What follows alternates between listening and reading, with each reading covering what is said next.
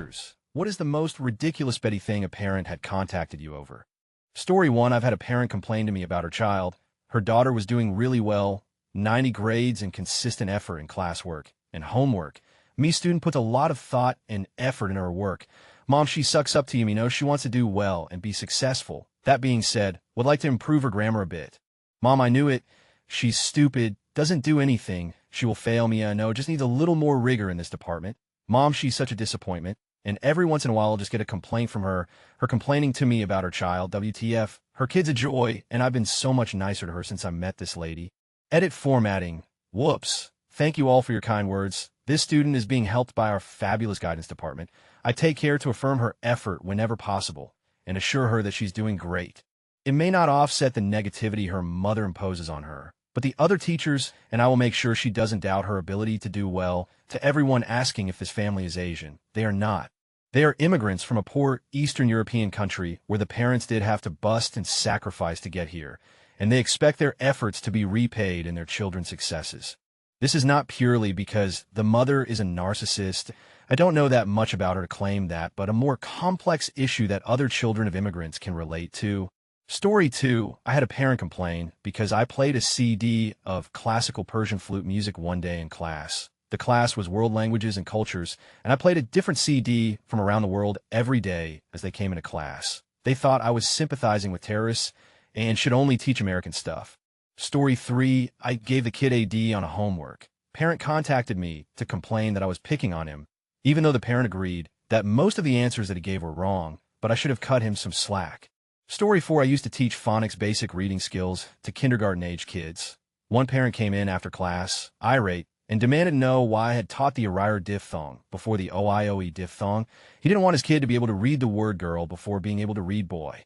Kept going on about how boy was just more important and common as a word, and teaching kids less frequent words before more frequent ones would slow down reading progress and was bad pedagogically and so on. In hindsight, I'm impressed that he managed to squeeze so many justifications into something so pointlessly stupid.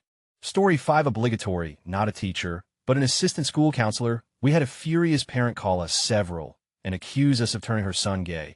Her son, who was cutting a swath through the school's female population. The call stopped after he got a classmate pregnant. Story 6. There was a mom who was mad that we wouldn't let her son be in the class that he wanted to be in. Her son was in grade 2, but for the first 2 or so months of the school year, he would go to the kindergarten classroom every day.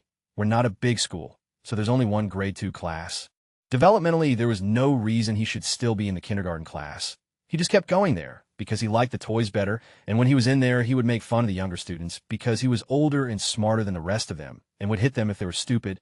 When we told the mom what was going on and that we needed her to support this transition, she thought we were doing this just because we didn't want her son to be happy at school. We finally got him to go to the correct class, my class, but the troubled behavior, hitting, swearing, making messes, being purposefully distracting, disrespectful, and generally inappropriate still continues. And the mom's ideas that were picking on him and are being mean to him still continue. Story 7. When I came out to my parents, they decided it was my English teacher's fault for always wearing colored bras under a white blouse, so they put in a formal complaint. Story 8. I work at an inner-city Catholic school where most of my students have some serious learning disabilities. Their parents get second jobs to pay for Catholic school because they don't want their kids in the dangerous public school. But the Catholic schools don't have a special needs teacher that can really help them. For my students who have severe DAD, I have a rule that if they're acting up too much, they can leave the room and take a lap for a couple of minutes to get some energy out. This has been incredibly helpful and has caused far less distractions in class. A couple of weeks ago, I had a call home about a student who was constantly on her phone and talking back. The mother then proceeded to tell me that I called her daughter a dog by saying some student can take a lap and that I was racist for describing my students as dogs. I never said dog. Edit. Thanks for all the love. Want to say that when I tell the kids take a lap, I mean walk to the water fountain bathroom, then come back. They know they cannot leave for more than 3 minutes, or there will be consequences in the form of after-school detention.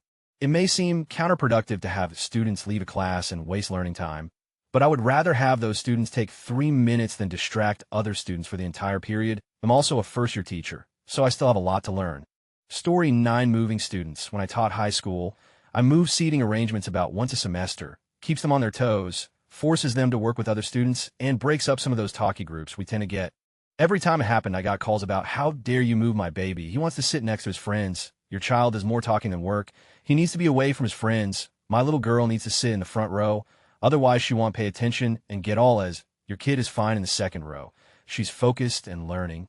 I need the front row for my IEP kids. You only moved him because you hate him, you're racist, you're mean? Yeah, it just really makes me happy to move your child 2 seats to the right. Seriously, folks, it's a seat change in one period, unless there is a medical reason that dictates otherwise. Your kid will be okay, wherever I sit them. Story 10. This one sticks out for me. My class was about to take a unit test on physical science. It had been about a month since the last test, so I sent home a 2-sided review sheet. I was checking these for correctness, but grading for completeness. The plan was to hand them back out as a study guide, and I noticed one that has no answers one side of it. The child had written their name at the top of the blank side, so they had seen it and just decided not to do it. I gave the child a 50 on the assignment, since they had done half. Perfectly reasonable, right? Nope. Parent complained, but to the other teachers in the grade instead of me. Apparently, giving a 10-year-old a completeness grade based on the amount of work they did is entirely unreasonable. None of the other teachers were so mean, so it wasn't fair for me to be either. Story 11. When I was teaching overseas in an American school, I had a parent of a 5th grader who felt that her son wasn't being challenged enough. This came out during the October parent-teacher conference. Okay, so work and challenge level ramps up to a degree I feel he can handle. Next conference, after said student's grades drop a tiny bit, same parent complains that I'm being too tough on her child. Facepalm. Story 12. I had a parent find my personal Facebook page and was mad about what I had posted, i.e. pics of me and my boyfriend at parties, pics of mine in a swimsuit while on vacation, pics of me out in the town late at night. She wanted me fired for presenting an inappropriate lifestyle to children and made it seem like I was coming to school wasted every day and making out with my boyfriend in front of the class. Edit. Just to clear up some confusion, my students aren't looking me up. It's purely the parents. I teach grades 2 and 3. Also, this was very early on when I first started teaching, and this was my first permanent teaching role. It hadn't occurred to me how big of a situation this could have become. I have since bumped up my privacy settings and deleted any incriminating photos that were once posted. I still have a life. I just don't post it online anymore. Story 13. I had a parent complain that I was speaking too much French in class, which would be a legitimate concern if it weren't a high school junior level French class. Story 14. I had a parent complain about unfairly sending her kid home after he was running a 101 fever and vomited right in the middle of the cafeteria. She insisted that every witness in the whole cafeteria to the vomiting was lying and insisted that the 101 fever was caused by her child wearing a sweater. This mom was not called away from a job to pick up her sick child. She was a housewife. She was literally at home when the school nurse called her home phone number. Story 15. Organizing a grad dinner. Mother comes in and demands her daughter perform her music. I inform her the grad class has picked someone else other than her daughter. She gets even madder. She corrects me that she is not talking about her daughter that is graduating. She is talking about her daughter that graduated years ago, trying to launch her music career. I laugh and professionally inform her it will never happen. A couple days later, she called the conference center and tried to make all the meals kosher and a bunch of other stuff. Wild lady. Story 16. I had a parent come in and ask me where our cleaners were from to decide whether or not she trusted that her daughter wouldn't get her stuff robbed at school. I explained that we didn't use an agency. All the cleaners were employed directly by the school. No, she clarified. Where are they from? She was quickly invited to leave my office. Story 17. The child had heard someone using swear words. Child is 16. Thought it was odd, but still, if a student or worse teacher had sworn at him, it's not great. Was it a teacher or was someone else at the school? No, I was a fellow student then. No, so it was someone else in school. Did it happen in the school campus? No, during school hours. No, so you're saying your child heard someone swearing outside of school grounds and outside of school hours, and that person had no connection to the school. Yes, I want to know what you're going to do about it. Story 18. Had a parent forgot to pack their kid a lunch. They called the school to tell me I needed to leave the class to go across the street and buy the kid Subway. Also, was almost physically attacked by father because I gave the kid a C in reading. Story 19. Not a teacher, but I did see this in one of the 101 level classes. Student comes in and sits in the chair, leaning back, taking that standard don't care posture, while another woman comes in, older, mid-50s, and sits next to him. Honestly, no one takes any notice because it's college. Everyone goes at different times. I actually know the professor, as he has done a large number of classes for upper divisional history. Normally, he never does attendance, but first day, 101 class, making sure he has everyone that's supposed to be there, and that the wait list of people there are able to sign up. Noticing that this lady has notebook is out but isn't on his list, or one who raised their hands about being waitlisted. Prof, hello, did you miss the waitlisted announcement? Lady, no. Don't mind me. Prof frowns. Why not? What are you doing here? Lady, taking notes for my son. Like I said, don't mind me. Prof stands there stunned, getting most of our attention since he's rather laid back. States, lady, he is in college. Lady nods. Yes, but notes are hard for him. Prof, does he have an IEP? If so, we have a program for that. Lady, no. Like I said, don't mind me, Professor. I do mind. You have to pay to be in this class. Lady, I'm not learning anything. Just taking notes. My prof is dumbfounded at this. No, you're going to leave the classroom because your son isn't 12 anymore and darn well can take his own notes. You didn't pay for classes, so you're not all allowed to be here. Goodbye, he says, and points her to the exit. Lady, well, I will complain to the head of your department. Professor, I am the head now. Leave. Story 20. A mother came bullshitting into the teacher's room that afternoon because both the chemistry teacher and assistant professor agreed to send her autistic son to the handicapped children class, where they have two fabulous teachers who work wonders with children who can't follow the pace of other kids. She was mad because we couldn't keep stopping the entire class, so her boy could understand some subjects. Let's be honest, he couldn't because he had been passed in previous years just to appease his mother because the lad couldn't even divide nor subtract in the equivalent of the U.S. 8th grade. Apparently, she wanted him to have a normal life with other kids, but he had no interest in interacting with any other boys. He got angry when we tried to explain things to him calmly because we know how hard it is for him. I ended up being yelled at and scratched by him several times. Story 21. Obligatory, not a teacher. But my fiance is student teaching a 2nd grade right now and has a kid in her class that is absolutely terrible. He just doesn't do but off in class. Attempts to get a meeting with the parents were a waste because they stood them up on 2 separate occasions. So, she and the teacher basically told him you can't go to recess because you spend all your class time playing. Now the parents got involved, raised, and started picking the kid up at lunch to make sure he gets playtime. So they can't be troubled to meet with the teachers and principal, but can pick the kid up and give him recess every day. Finally, the principal waited for them and basically cornered them. The result of this meeting was finding out that the parents don't give 2 shits if the kid learns anything at all. They just want him to be happy. Apparently the 4th grade sister is the same way and doesn't need to learn anything and will do fine in life because she's pretty SMFH. Story 22. My mother is retiring this year after teaching for 20 years all in public schools and high schools. She is a bit young to retire still, but she's so burnt out that she doesn't care if she stayed on for another 2 years. She'd get a good deal more money. I asked her this past weekend, saw her on Mother's Day, what were some of the biggest differences she's noticed in the students since she started teaching. These were her biggest takeaways. 1. Parental involvement has swung radically. The only parents she regularly has contact with are either good students whose parents are genuinely interested in their children's academic performance, or parental advocates.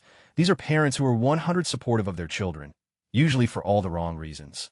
Johnny says you pick on him in class. Why do you hate him? Or some other variation of why their child is being persecuted.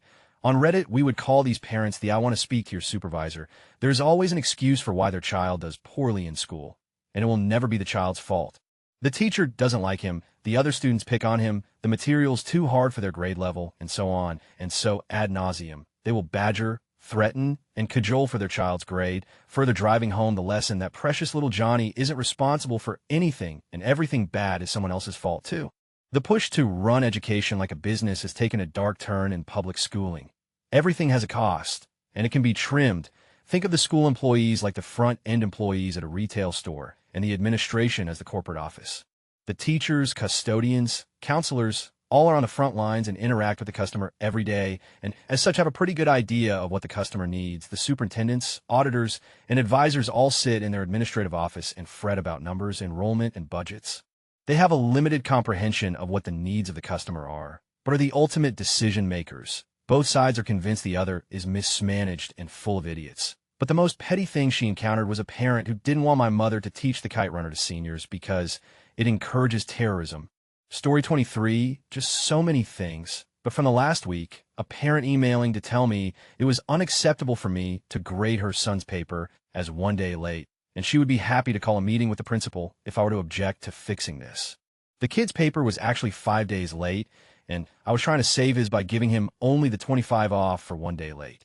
Story 24, a child was suspended for bullying. Pretty standard. Well, that was until the next day when the child's father came in and told his kid to go ahead and finish the job to make the suspension worthwhile. The father then started threatening staff. The headmaster of my secondary school was not a tall guy. nor did he look particularly intimidating. Many mistook him for weakness. He put the boy's father into an arm lock and marched them both out of the building, then told them if they returned the police would be called. He did not return, and the headmaster got a loud cheer from his students. Story 25. One day, a student of mine became a big brother for the first time.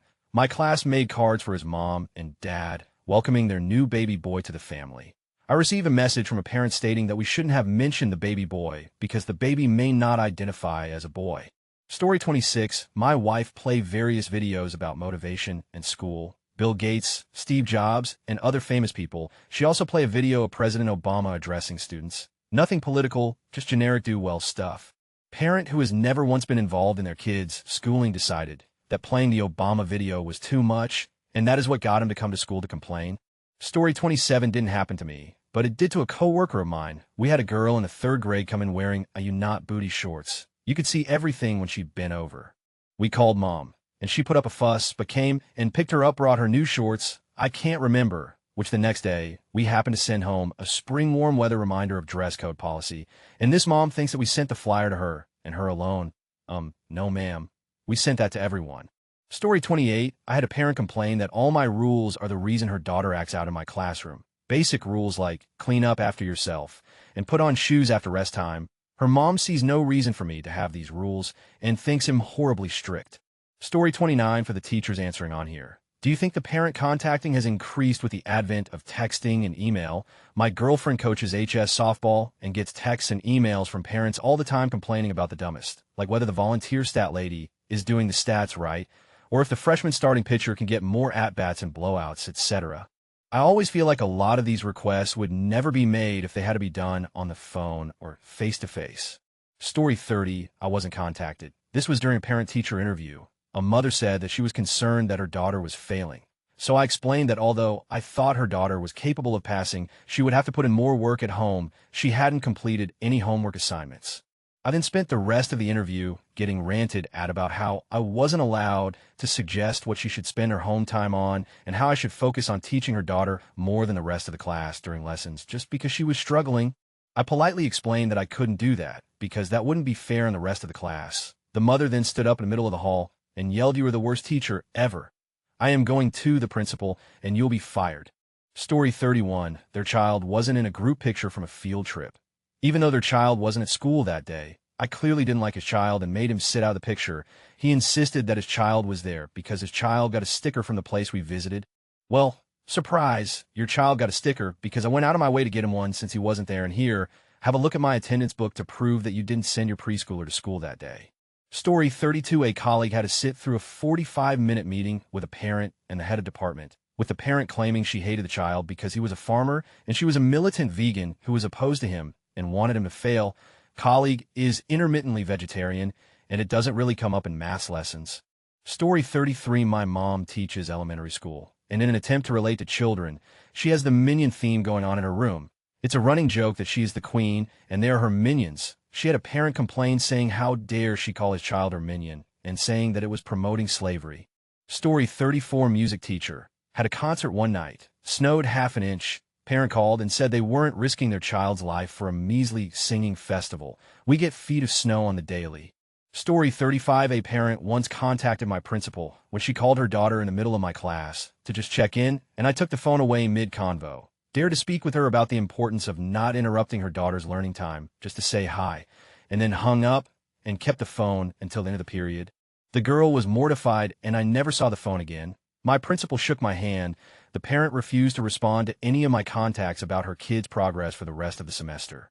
Story 36. A parent complained about the zero I gave her son for his homework. It was turned in someone else's handwriting. She admitted it was her writing, but claimed he guided her through it. He had no issues writing. She claimed he had organization issues, so she had to write it for him. My principal made me let him redo it. Story 37. Mom's a teacher. First day back after summer vacation, the parents of one of the kids came into school to say that over the summer her kid and some of her friends had a falling out, and could the teachers fix it now they were back at school. Story 38. Kindergarten educator, here not a school teacher, but in the same field. Mother asked if I have some tips about how to blow her daughter's nose. There's nothing wrong with her daughter. I just work and live in a culture where parents are in doubt ABT their role as a parent, and in everything they do, They need the approval of their kids, even when it comes to blowing noses.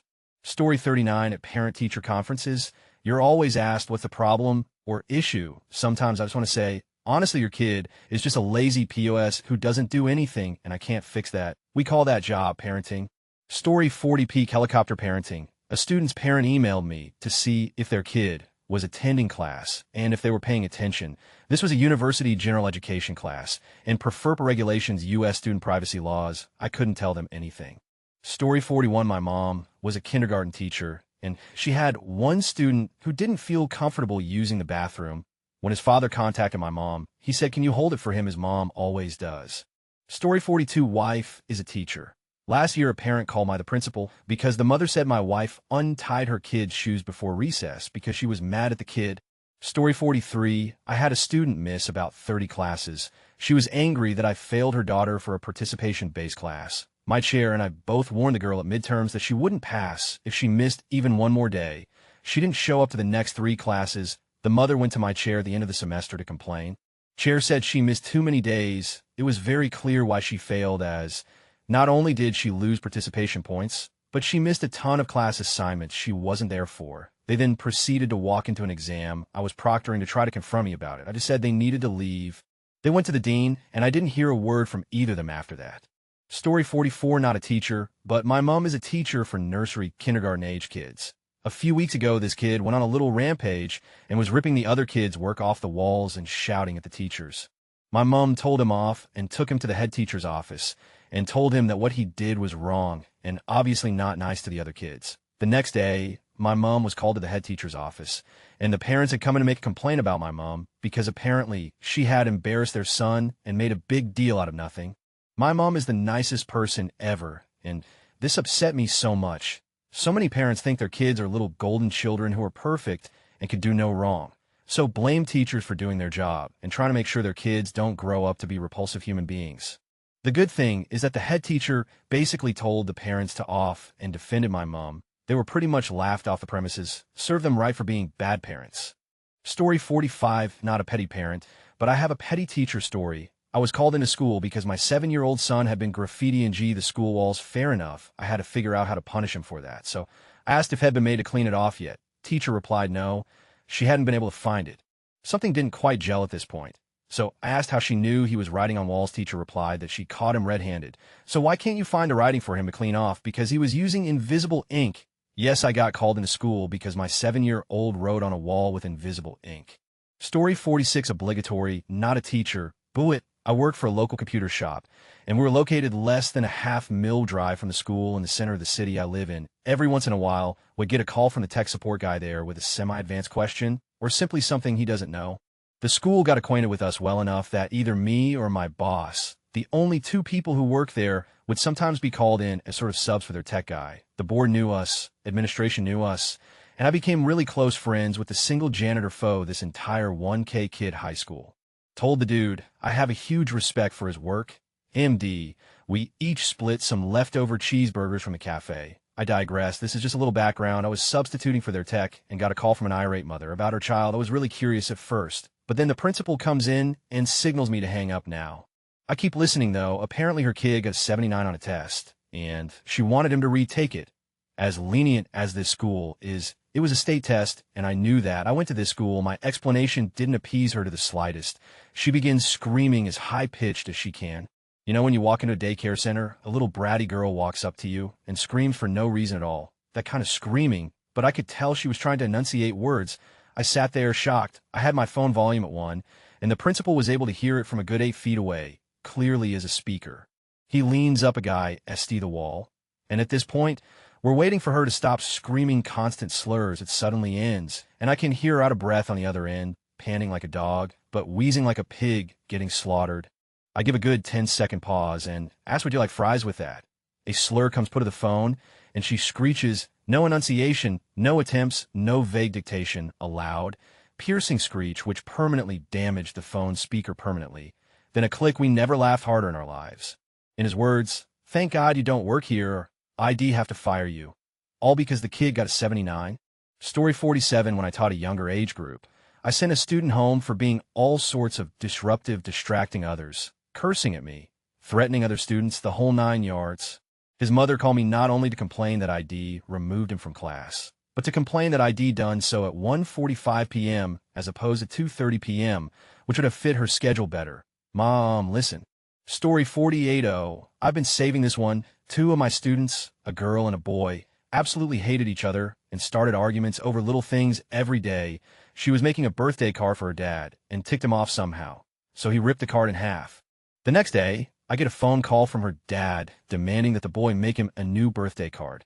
Story 49. This was 2 decades ago with a kid with a mild mental disability. He was in K and would have occasional accidents due to medical issue. Kid lost a tooth and swallowed it. He also has an accident. Mom sent a letter the next day asking us to send the soiled diaper home so that she can retrieve the tooth. My principal told me to save it for my memoirs. I should have. Story 50. I had a parent approach me on the bus ramp, claiming someone cut her child's eyebrow. Mind you, this is pre-K, and our scissors barely cut paper. I asked the student, did anyone use scissors on her face? She says no. I asked, did she use scissors on her own face? She says no. I look at the mom and tell her the students know better and my kids tell on each other. So I would have known. She rolled her eyes at me and said she's going to fill her daughter's eyebrows in from now on. Okay, girl. Story 51. My freshman year in high school, I had a teacher that would not give good grades. The highest grade in all 7 of his classes was a C. My parents thought I was just being a bad student. He would also sleep through the entire first period of Mondays, my period. Parents would not believe me. Then he was arrested for cooking meth. Didn't believe me until it was on the news. After that, my parents did take my concerns about teachers a little bit more seriously. Story 52. Yoga class renamed as stretching session. Inner city UK school with a Christian ethos due to sponsors' influence. The kids couldn't give and neither could the parents. Story 53. A mother wanted her high school son switched to a different teacher. She claimed that her son was intimidated by my loud, husky voice, and that's why he wasn't able to pay attention while we read literature passages. He was a 62 football player, M57, and sing soprano. Story 54. As per my mother of 30 years as a teacher, one day a kid came to me and said she wasn't feeling well. I told her to put her head down, and if she still didn't feel well, come back to me, and I'll take you to the nurse. The little girl never complained the rest of the day. The nurse called me and said the little girl's mother complained that I didn't send her daughter to the nurse. The next day, the little girl came up to me and said she wasn't feeling well. I sent the girl to the nurse. She had a fever, and the nurse called the mother to tell her that her daughter would not be able to go on the field trip. The mother then complained I overreacted and should not have sent her to the nurse. I don't think the mother wanted to leave work to pick up her kid. Story 55. I work in the attendance office for my off-block. Grandma calls and saying it was raining too hard for the kid to come in. The kicker, I work at a high school. Story 56. On the last week of school, a parent called to complain that her precious daughter heard me laughing with another teacher and thought we were laughing at her. We weren't. I told her that I was not responsible for her child's perceived offense.